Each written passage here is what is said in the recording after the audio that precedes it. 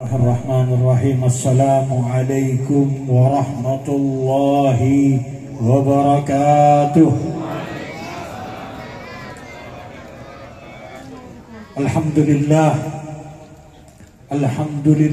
wassalatu wassalamu ala Rasulillah Sayyidina Muhammad bin Abdullah wa ala alihi wa sahbihi wa man tabi'ahu wa walah wa la hawla wa la quwwata illa billah. Allahumma salli wa sallim ala sayyidina Muhammadin miftahi babi rahmatillah adada ma fi ilmillah salatan wassalaman daimaini bidawami mulkillah wa ala alihi wa sahbihi wa man tabi'ahu wa walah wala haula wala quwwata illa billah. Amma ba'du, ma'asyiral muslimin yang dimuliakan oleh Allah Subhanahu wa taala. Puja dan puji syukur kita panjatkan ke hadirat Allah Subhanahu wa taala karena berkat limpahan nikmat dari Allah kita masih bisa dihadirkan di tempat ini, berada kita di tempat yang disebut oleh Nabi Sallallahu Alaihi Wasallam sebagai Raudhatun min Riyadil Jannah, taman daripada taman surga. Sebab di dalam hadis Nabi Sallallahu Alaihi Wasallam bersabda, "Iza marartum bi raudhatin min riyadil jannah farta'un." Apabila kalian lewat di taman daripada taman sorga, maka mampirlah kalian. Kemudian para sahabat bertanya, wa ma riyadul jannah ya Rasulullah? Apa itu taman sorga hai Rasulullah? Kata Nabi Sallallahu Alaihi Wasallam, majalisuz zikr. Di dalam riwayat yang lain disebutkan halqatuz zikr, majelis zikir sebagai raudhah min riyadil jannah, taman daripada taman sorga. Mudah-mudahan dengan hadirnya kita di taman daripada taman sorga yang ada di dunia, insya Allah kita dimasukkan oleh Allah Subhanahu wa taala ke dalam sorganya di akhirat kelak. Amin ya rabbal alamin.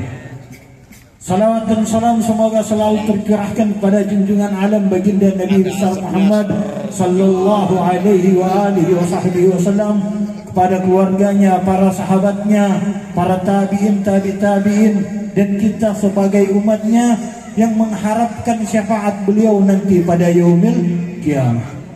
Hadratil mukarram yang sama-sama kita hormati dan kita muliakan, sahibul bait. Semoga sahibul bait yang ketempatan pada malam ini selalu diberkahi rahmat oleh Allah Subhanahu wa taala, digampangkan segala urusan beliau. Para asatid dan al-hatidah yang tidak bisa saya sebutkan satu persatu, namun tidak mengurangi rasa hormat dan takzim saya kepada beliau-beliau semua. Bapak-bapak yang dirahmati oleh Allah Subhanahu wa taala, berkumpul kita di tempat ini selain memperingati Maulid Nabi, kita juga memperingati haul dari Haji Zainal Abidin bin Kiai Haji Muhammad Qasim.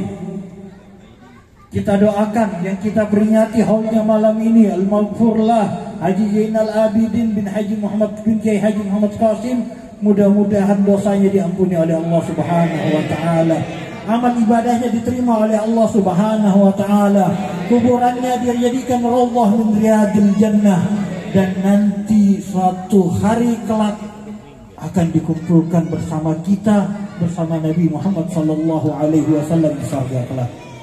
Bapak-bapak dan ibu yang dirahmati oleh Allah Subhanahu wa taala, peringatan Maulid Nabi sallallahu alaihi wasallam adalah salah satu ungkapan cinta kita kepada Nabi Muhammad sallallahu alaihi wasallam.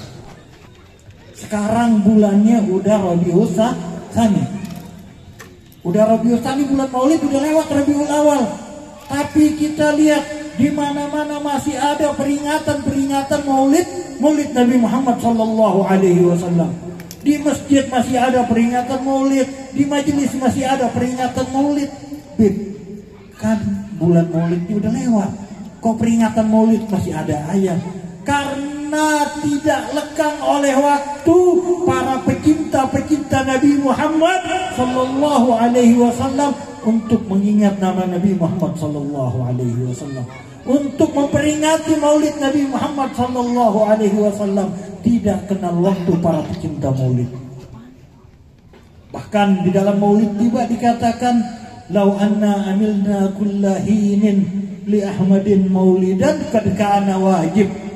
Seandainya Maulid itu kita adakan setiap waktu, setiap hari kita adakan Maulid, itu sudah menjadi kewajiban buat kita sebagai umat Nabi Muhammad sallallahu alaihi wasallam. Kenapa jadi kewajiban buat kita untuk memperingati Maulid? Karena kita mengharapkan syafaat Nabi Muhammad sallallahu alaihi wasallam. Pertolongan siapa lagi yang mau kita harapkan? Syafaat dari siapa lagi kita mau harapkan kalau bukan dari Sayyidina Muhammad sallallahu alaihi wasallam? Cuma dari Rasulullah Sayyidina Muhammad sallallahu alaihi wasallam yang kita harapkan syafaat beliau. Di saat semua nabi ditandangi oleh para umat manusia ketika yaumil kiamah, mereka meminta pertolongan kepada setiap dari Nabi Adam, Nabi Nuh sampai kepada Nabi Isa alaihissalam, semuanya menjawab sendiri-sendiri, nafsi. Semua nabi gak mau memberikan pertolongan. Kata para nabi, jangankan untuk memberi pertolongan, nabinya sendiri masih memikirkan nasibnya di hadapan Allah Subhanahu wa ta'ala. Tapi ketika kita datang kepada Nabi Muhammad sallallahu alaihi wasallam, meminta pertolongan kepada Nabi Muhammad sallallahu alaihi wasallam, meminta syafaat kepada beliau, maka saat itu beliau menjawab, ana laha, saya yang akan memberikan pertolongan kepada kalian, saya yang akan memberikan syafaat kepada kalian. Maka daripada itu, ma'asyiral muslimin, jangan pernah kita lupakan Nabi sallallahu alaihi wasallam di dalam hidup kita. Basahi lisan kita dengan mengucapkan salawat kepada Nabi sallallahu alaihi wasallam. Ajarkan anak-anak kita, kenalkan anak-anak kita dengan Nabi Muhammad sallallahu alaihi wasallam. Sungguh rugi kalau anak-anak kita di rumah, istri kita, keluarga kita di rumah tidak mengenal siapa Nabi Muhammad sallallahu alaihi wasallam. Bagaimana akhlak dan perilaku baginda Nabi Muhammad sallallahu alaihi wasallam. Sedangkan Nabi sallallahu alaihi wasallam adalah salah satu syarat kita, anak-anak kita, keluarga kita, kalau mau mendapatkan kecintaan Allah, tidak ada pintu yang lebih mudah, tidak ada jalan yang lebih pendek untuk mendapatkan kecintaan Allah kecuali lewat Nabi Muhammad sallallahu alaihi wasallam. Di dalam Al-Quran, Allah Subhanahu wa ta'ala berfirman, "Qul in kuntum tuhibbunallaha fattabi'uni." Qul, katakan, hai Muhammad, katakan kepada umatmu, in kuntum tuhibbunallaha, apabila mereka mencintai Allah, fattabi'uni, maka ikuti Nabi Muhammad sallallahu alaihi wasallam. Kalau kita bilang kita cinta sama Allah, syaratnya adalah mengikuti Nabi Muhammad SAW. Tidak ada pintu yang lebih mudah kita masuki untuk sampai kepada Allah kecuali lewat pintunya Nabi Muhammad. Tidak ada jalan yang lebih pendek yang kita lalui untuk sampai kepada Allah kecuali lewat jalannya baginda Nabi Muhammad sallallahu alaihi wasallam. Ikuti Nabi Muhammad. Bagaimana kita mau mengikuti Nabi Muhammad sallallahu alaihi wasallam? Sedangkan kita kenal saja kagak. Kenal Nabi Muhammad cuma tahu Nabi Muhammad, Nabi kita. Tapi sejarah hidup baginda Nabi Sallallahu Alaihi Wasallam kita kagak tahu. Bagaimana akhlak Nabi Muhammad kita kagak tahu. Bagaimana kita mau mengikuti Nabi Muhammad kalau kita tidak kenal dengan Nabi Muhammad Sallallahu Alaihi Wasallam? Maka ajarkan keluarga kita, ajarkan anak-anak kita untuk kenal dengan Nabi Muhammad Sallallahu Alaihi Wasallam. Peringatan Maulid seperti ini jangan cuma sampai jadi peringatan seremonial. Jangan cuma kita hadir di majelis Maulid, pulang bawa berkat, selesai. Tidak ada bekas apa-apa di dalam hati kita. Tidak ada asar yang nyangkut di dalam hati kita yang kita bawa pulang ke rumah untuk kita amalkan, untuk kita contoh Nabi Muhammad Sallallahu Alaihi Wasallam. Padahal kecintaan Nabi Muhammad Sallallahu Alaihi Wasallam kepada kita, ya Allah Pak, gak usah diomongin. Nabi Muhammad saking cintanya kepada kita, itu di dalam setiap doa-doanya memikirkan, mendoakan kita. Setiap habis sholat yang didoain Nabi umatnya, setiap habis sholat. Suatu malam Nabi Sallallahu Alaihi Wasallam saat itu di tempatnya, di rumahnya Sayyidatuna Aisyah. Ketika sedang tertidur, Sayyidatuna Aisyah kebangun, kemudian lihat di sampingnya kagak ada Nabi. Ini Nabi kemana? Dicari nama Sayyidatuna Aisyah, ternyata Nabi habis sholat. Habis sholat malam, kemudian Nabi berdoa, Allahumma ghfirli Aisyah. Ya Allah, ampunilah Aisyah. Sayangilah Aisyah, berilah rahmat kepada Aisyah. Saat itu Sayyidatuna Aisyah yang mendengar doa Nabi Sallallahu Alaihi Wasallam bahagia, bangga. Begitu selesai berdoa, Nabi bertanya kepada Sayyidatuna Aisyah, ya Aisyah, apakah kamu senang saya doakan seperti itu? Maka Sayyidatuna Aisyah bilang, ya Rasulullah, siapakah yang tidak senang mendapatkan doa yang begitu bagus, doa yang begitu baik dari engkau ya Rasulullah. Maka dijawab oleh Nabi Sallallahu Alaihi Wasallam, ketahuilah ya Aisyah, doa seperti tadi itu saya bacakan tiap habis salat untuk umat-umat saya. Tiap habis salat Nabi doain kita, ya Allah, ampuni umat Nabi Muhammad, sayangi umat Nabi Muhammad.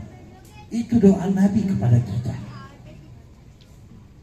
Maka mari lewat peringatan-peringatan Maulid kita belajar tentang bagaimana akhlak Nabi Muhammad. Kita ikuti sedikit demi sedikit. Yang kecil-kecil kalau kita bilang yang berat-berat itu susah. Nabi Sallallahu Alaihi Wasallam di dalam Al-Quran Allah katakan sebagai uswatun hasanah. Laqad kana lakum fi Rasulillahi uswatun hasanah. Contoh terbaik, suri tauladan terbaik yang patut, yang wajib untuk diikuti. Enggak ada contoh yang lebih baik yang kita ikuti kecuali Nabi Muhammad Sallallahu Alaihi Wasallam. Mau contoh dari mana? Nabi Muhammad Sallallahu Alaihi Wasallam sebagai seorang pemimpin. Gak ada pemimpin yang lebih bertanggung jawab kepada umatnya lebih daripada Nabi Sallallahu Alaihi Wasallam. Nabi Muhammad saat itu menjadi pemimpin agama sekaligus presiden di kota Madinah. Saat Nabi mendapatkan hadiah dari Raja Mesir, emas yang begitu banyak, harta benda yang begitu banyak, Nabi Sallallahu Alaihi Wasallam duduk di masjid, bagi-bagiin itu kepada umat Islam, bagiin kepada orang-orang yang kurang mampu. Itu harta yang begitu banyak dibagiin sampai Nabi Sallallahu Alaihi Wasallam gak pulang ke rumahnya kecuali harta benda itu sudah habis dibagikan oleh Nabi Sallallahu Alaihi Wasallam.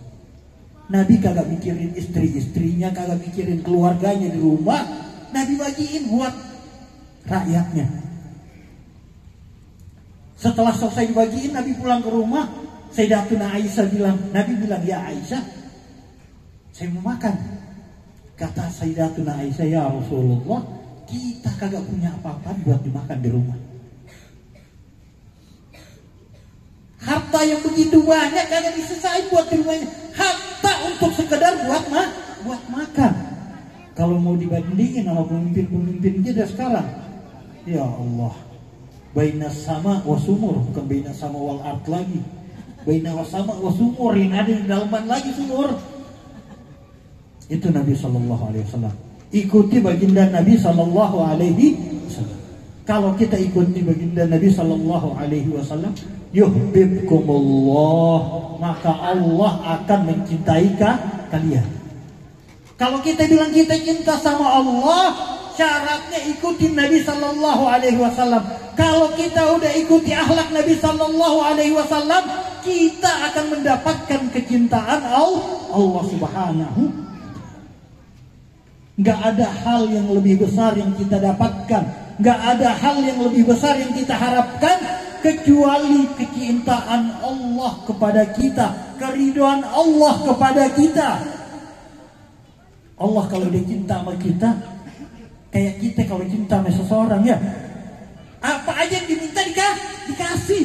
Allah kalau cinta sama kita, apa yang kita minta dikasih sama Allah Subhanahu wa ta'ala. Wa yaghfir lakum dzunubakum, dan dosa-dosa kita semuanya akan diampuni oleh Allah Subhanahu wa ta'ala. Ikuti Nabi sallallahu alaihi wasallam, hidupkan sunnah-sunnah Nabi sallallahu alaihi wasallam di rumah kita, di tengah-tengah keluarga kita. Ajarkan anak-anak kita sunnah Nabi sallallahu alaihi wasallam. Bilangin, tong, kalau makan pakai tangan kanan. Itu hal yang paling kecil dari sunnah Nabi sallallahu alaihi wasallam. Kalau minum duduk, minum pakai tangan kanan. Baca bismillah kalau mau makan, kalau mau minum. Dari hal-hal kecil seperti itulah kita akan mendapatkan kecintaan Nabi sallallahu alaihi wasallam, dan kita akan mendapatkan kecintaan Allah Subhanahu wa taala. Di dalam hadis Nabi sallallahu alaihi wasallam bersabda, "Man ahya sunnati faqad ahabbani." Siapa yang menghidupkan sunnah-sunnahku, maka berarti dia mencintaiku, kata Nabi. Hidupkan sunnah-sunnah Nabi sallallahu alaihi wasallam. Ajarkan sunnah-sunnah Nabi sallallahu alaihi wasallam kepada anak-anak kita, kepada keluarga kita di rumah. Wa man ahabbani kana ma'i fil jannah. Barang siapa yang mencintaiku, maka dia akan bersamaku di surga. Mau kita duduk sama Nabi sallallahu alaihi wasallam di surga?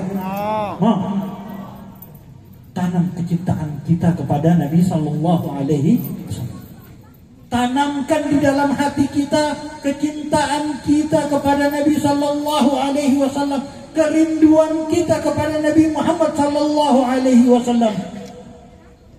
Kalau sudah tertanam kecintaan kita, maka insya Allah kita akan bersama Nabi sallallahu alaihi wasallam di surga. Suatu hari ada seorang Arab Badui, Arab gunung, dia datang ke masjid Nabi. Saat itu Nabi lagi khutbah. Karena ini orang Arab gunung, kagak tahu sopan santun, Nabi lagi khutbah begitu, main dia potong aja, dia berdiri, dia tanya, "Ya Rasulullah, mata sa'ah?" Dia tanya, "Hai Muhammad, hai Rasulullah, kapan itu hari kiamat?" Kagak dijawab sama Nabi sallallahu alaihi wasallam. Nabi melanjutkan khutbahnya sampai selesai.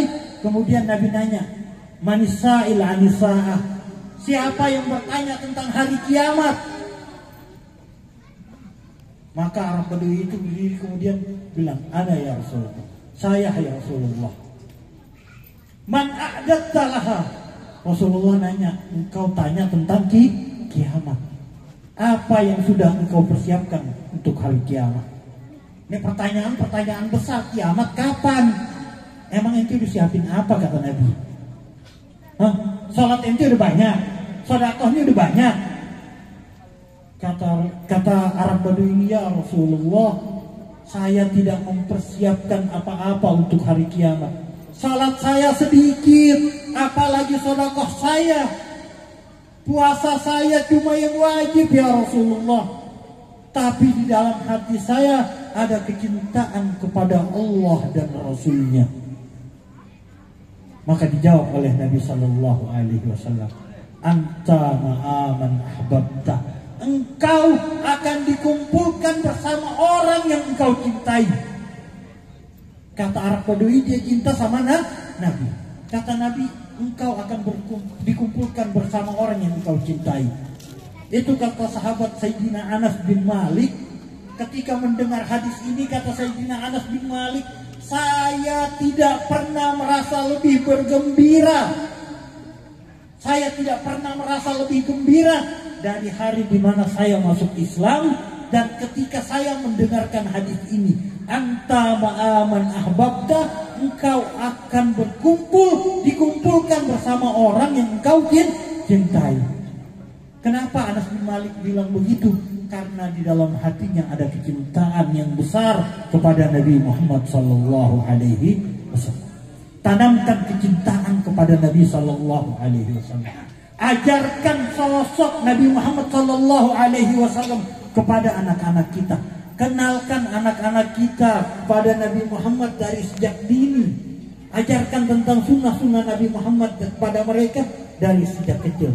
Sehingga sunnah-sunnah yang kecil tadi, kayak makan pakai tangan kanan, minum dalam keadaan duduk, nggak minum dalam keadaan berdiri, baca bismillah kalau mau makan, kalau mau minum. Kita ajarkan dari kecil, lama-lama itu jadi kebiasaan buat mereka. Nggak diajarin lagi ketika mau makan, dia udah tahu bismillahirrahmanirrahim, karena udah terbiasa. Kalau udah kayak kita udah bangkotan begini baru diajarin skala, pulang dari sini udah lupa lagi. Makanya ajarkan anak-anak kita kecintaan kepada Nabi Muhammad Sallallahu Alaihi Wasallam. Kita berdoa kepada Allah Subhanahu Wa Taala, mudah-mudahan kita pulang dari tempat ini, Allah Subhanahu Wa Taala mengampuni dosa-dosa kita semua. Allah Subhanahu Wa Taala memberikan jalan keluar terhadap kesulitan-kesulitan kita. Allah permudah semua urusan-urusan kita.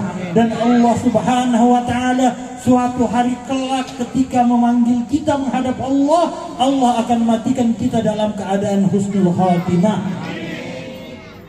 Alhamdulillah Rabbil Alamin. Mungkin itu sedikit yang bisa saya sampaikan, Bapak yang dirahmati oleh Allah Subhanahu Wa Taala. Mudah-mudahan yang sedikit ini bisa bermanfaat buat saya dan buat kita semuanya. Kurang lebihnya saya mohon maaf. Assalamualaikum warahmatullahi wabarakatuh.